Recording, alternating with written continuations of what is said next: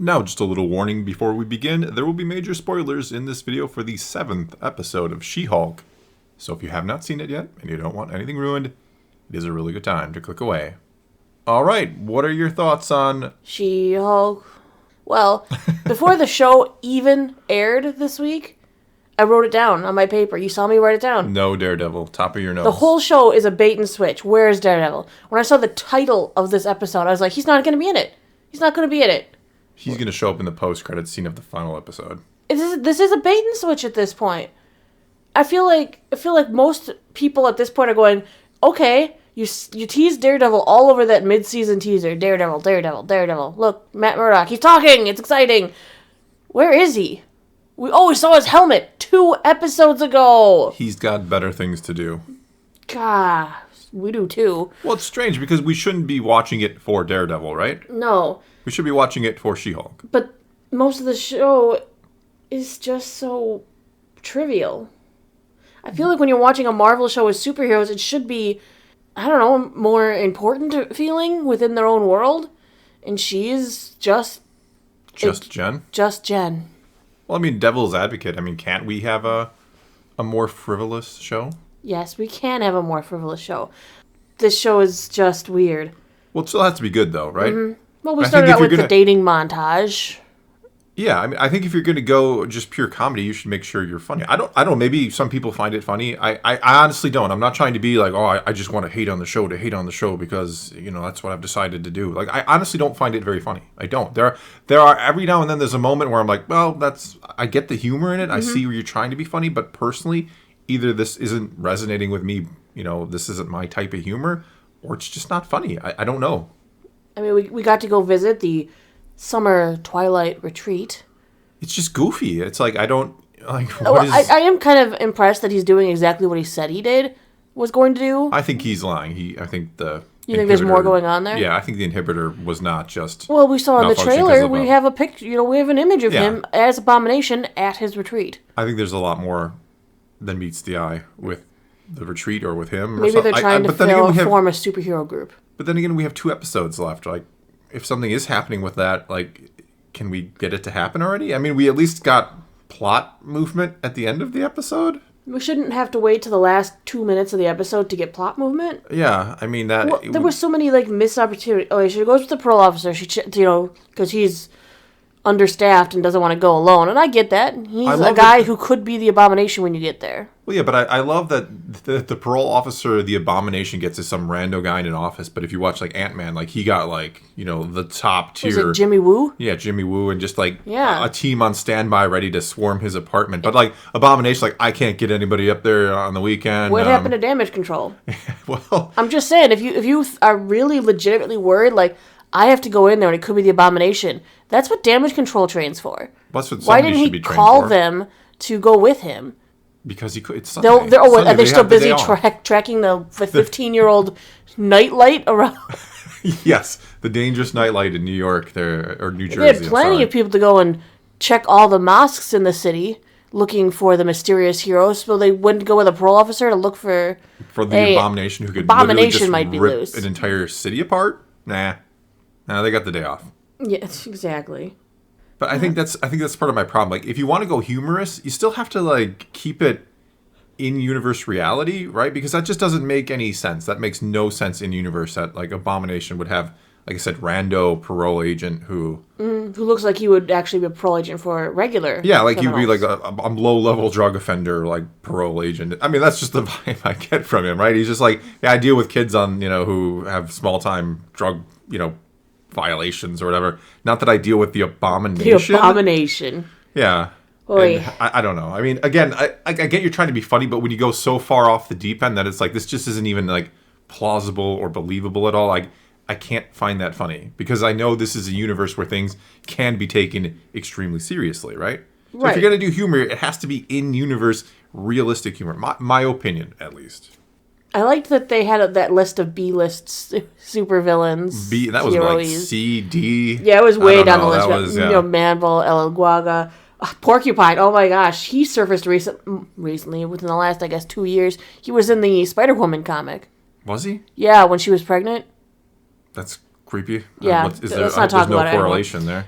No. And Saracen, I think of it. It's just weird. It's funny that they've got Saracen. I'm like, hey, Blade. We just heard Blade is might be getting delayed because they're missing a director. Now we don't. We and don't. now we see we've got have his Saracen. replacement. Yes. Oh my goodness. But hey, the show is worth it. We're getting more mutant sprinkles. That's what I'm calling them. Well, that's because El Elagua in the comics is a mutant, though Mutant sprinkle. They didn't mention it at all. I'm doing a little hand. There, I did your thing for you. Thank you, yes. It's not a mutant sprinkle, it's X-Men theme intensified. I prefer mutant sprinkle. I prefer not. Because it's not like being like addressed at all. It's just like, they're here. Well, just like in the comics, there's two Saracens. One of them is like really old in the comics, and he was kind of a vampire. But I think the one they're using is the second one, who really isn't.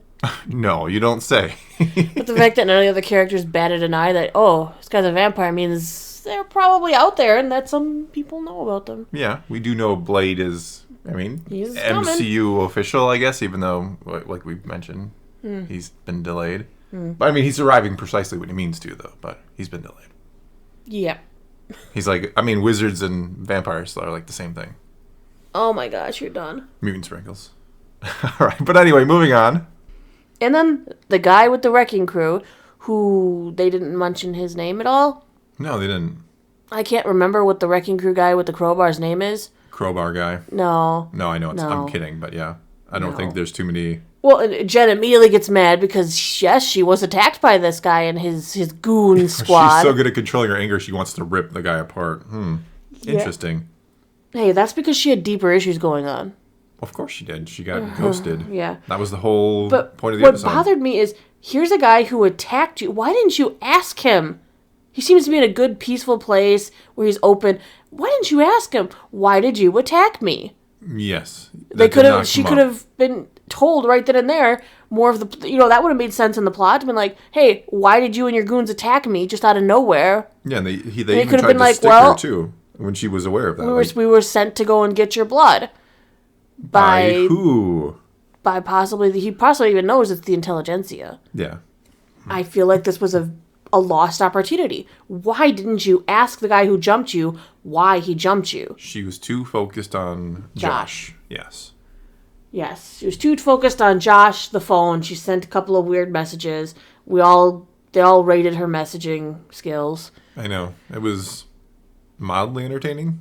Like I said before, though, like there are moments in the show where I'm like, oh, this isn't bad. Like the opening montage, like I'm not a romantic comedy guy, but it gave you a nice vibe with her and Josh. It did set up the betrayal. I'll give it that. Mm-hmm. You know what I mean? You did feel like, oh, that sucks. Like I was actually kind of rooting for her and Josh. I thought Josh, even though they ruined it. They should never have shown us last week that he was a plant. Yeah, it would have made the reveal this week so much more. Well, yeah. Well, we knew he was gonna. There was something up with that. Of course, there is. Right, but we wanted it to be like, no, it turned around and he actually does love her now, and. Nah, he still's like, nah, steal her blood. Yeah, I'm taking her blood. And you brought up the interesting question of, like, when exactly did he get her blood? Like, yeah, he messaged, like, yep, blood, got it. Yeah. I'm assuming a quote-unquote accidental scratch during a lovemaking. That was kind of like, oh, sorry, kind of deal.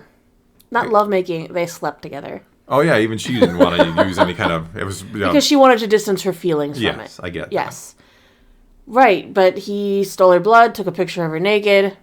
Yeah, that was the creepy part. Like, well, it's like he had to have proof that he was able to get that close. Like they're like, oh, you just showed up with any rando's blood? How do we know this is She-Hulk's blood? Well, it is green, sir.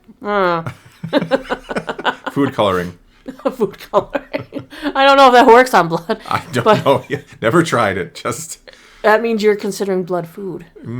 If you're interesting. Well, we do have vampires, so at least a guy's obsessed with blood. Yes. Oh, yes, boy. True. No. Yeah, but when did he steal it? It's just weird, because the last needle we saw was huge. Yeah, I would think you would need a quantity. Like, even if you scratched her, like, that's not going to get you a whole lot of blood. You actually need to... What, did he wait? Are they implying that he waited till she was asleep and pricked her? I guess. Because I feel like that might wake up a lot of people. I think they'll wake up 99% of people if you got jabbed with a needle. Especially a needle of that caliber. Maybe did he drug her or something? I don't know. I'm not trying to She seemed to wake up fine the next morning.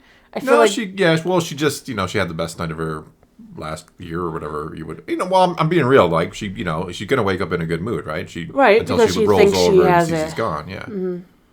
No, I mean, I don't know. I'm not gonna worry too much about that because I don't really care. But I still it think is an interesting Mr. Wrecking question. Crew, Crowbar Dude, should have explained why he attacked her. I think that I would think be a that's question. a huge missed opportunity. Well, it's a huge missed opportunity on her part. I mean, and it's a in story. You're like, well, you would think like, why did you attack me? Why did you and your little band of goons, attack me? Mm-hmm. You would think you would ask that. And then we had the shining moment, one of those shining moments from the show, Jen's breakthrough, when she talked about how she feels about She-Hulk, what She-Hulk means to her, and the rest of the group kind of coming together and telling her that Jen is a good person. Jen is cool. You can just be Jen. There's nothing wrong with being Jen because she's coming to a head of things we've seen building throughout the series that She-Hulk she thinks is better than her in every way. Yeah, I think she described it really well. That popular friend in high school who gets all the attention, and you're like, that's who I can turn into. So why would I want to be me when I can literally become? But will that stop her from following kind of in her comic pursuit of staying She-Hulk? Like on a permanent thing? Because we have talked about how in the comics she ended up staying as She-Hulk, partially due to radiation stuff, partially due to her subconscious saying that she would rather be She-Hulk. In this case, they're really trying to validate her feelings of Jen is still good, Jen is a great person, I can be proud to be Jen. I mean, it does touch on a bunch of interesting questions. I mean, if you are a fabulously good-looking person, like me, for example. But no, I mean, if you're like, a 10, I mean, how it has to be difficult, right? To like always wonder, like, do people actually like me? Or are they just like the way I look? Or if you're extremely wealthy, there are interesting themes that the show could and kind of touches on. But it kind of just fumbles it. I mean, even this, like, I don't think it was a bad way to kind of have her come to the revelation, but it's pure exposition, right? It's just her sitting in a room like, oh, wait, I realize that I'm kind of jealous of She-Hulk and I want to be her, but I don't want to be her. And it's basically told to you. I mean, I don't necessarily think that's a bad way to do it, but it doesn't really I think there are other ways, better ways you could have done it if you had kind of set it up more instead of just like coming to this revelation in this one episode, in this one moment, in this weird group of, B-list villains. Where's Daredevil? Sorry, I'm still mad. Daredevil, where are you? He'll be in the post-credit scene of the final episode. Where are the post-credit scenes? We haven't had one for a little while. We've had those post-credit images of random stuff. I do wonder if they were all... that may or may not be canon, because that one guy's shoe collection had, like...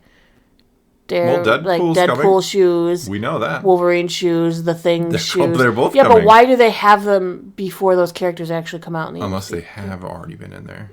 Dun, dun, dun. No, they haven't. Don't even start. No, I don't think Daredevil shows up to the final episode. He was all bait.